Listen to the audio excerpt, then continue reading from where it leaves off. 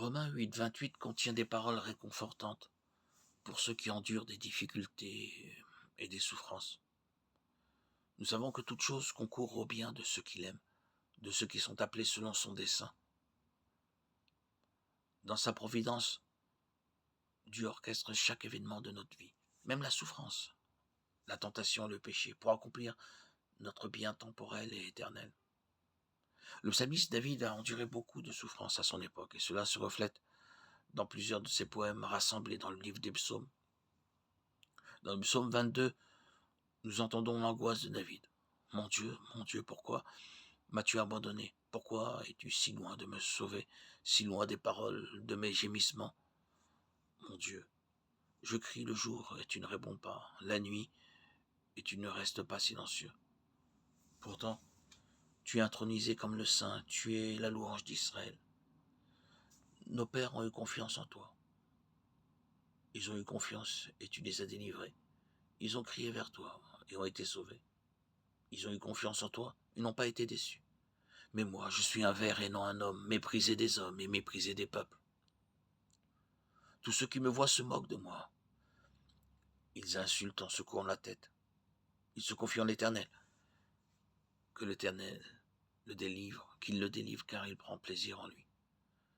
Le Christ, le Fils éternel de Dieu, en qui habite la plénitude de Dieu, a vécu sur la terre en tant qu'être humain et a enduré la faim, la soif, la tentation, la honte, la persécution, la nudité, le deuil, la trahison, la moquerie, l'injustice et la mort. C'est pourquoi il est en mesure de combler le désir de Job si quelqu'un prenait la parole entre nous, posait la main sur nous. Éloignez de moi la verge de Dieu, afin que sa terreur ne m'effraie plus. Alors je parlerai sans le craindre. Mais dans l'état actuel des choses, je ne le puis pas. Job 9, 33.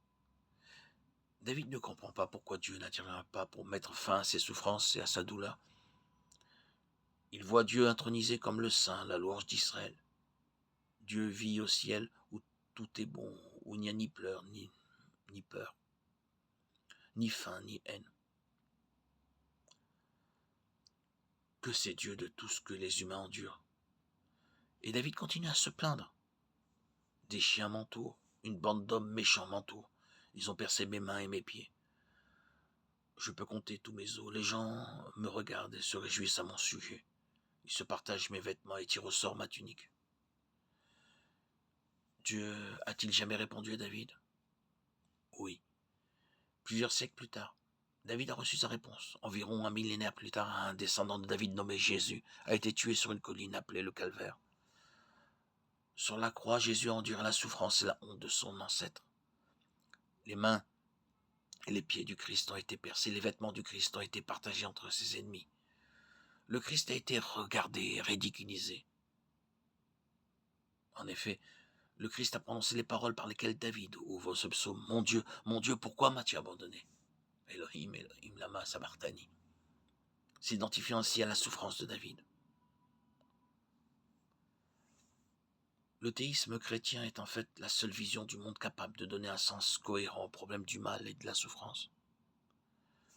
Les chrétiens servent un Dieu qui a vécu sur cette terre et a enduré des traumatismes, des tentations, des deuils, des tortures, la faim, la soif, la persécution et même l'exécution.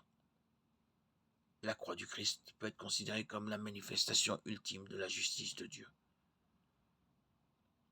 Lorsqu'on lui demande dans quelle mesure Dieu se soucie du problème du mal et de la souffrance, le Dieu chrétien peut montrer la croix et répondre autant que ça. Le Christ a connu la douleur physique, ainsi que des sentiments de rejet et d'abandon. Il a connu la même souffrance que beaucoup de gens aujourd'hui, qui connaissent l'amertume de l'isolement, de la douleur et de l'angoisse.